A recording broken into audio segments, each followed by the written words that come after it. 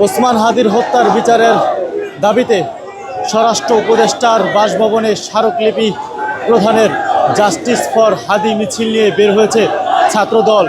সেই মিছিল এই মুহূর্তে মিন্টু রোডে পুলিশের মুখোমুখি অবস্থান করছেন এবং আমরা এই মুহূর্তে দেখতে পাচ্ছি ছাত্রদলের মিছিলের সামনে ব্যারিকেড দিয়ে পুলিশ সতর্ক অবস্থানে দাঁড়িয়ে আছেন।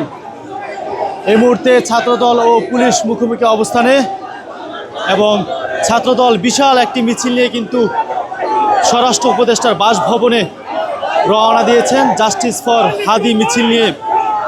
মূলত হাদিকে যে গুলিবিদ্ধ করে হত্যা করা হয়েছে সেই হত্যার ন্যায় বিচারের দাবিতেই ছাত্রদল আজ শুক্রবার বেলা ৩টা থেকে শহীদ মিনারে প্রাথমিকভাবে বিক্ষোভ সমাবেশ করে সেখান থেকে মিছিল নিয়ে স্বরাষ্ট্র উপদেষ্টার বাসভবনে স্মারকলিপি প্রদানের জন্য বের হয়।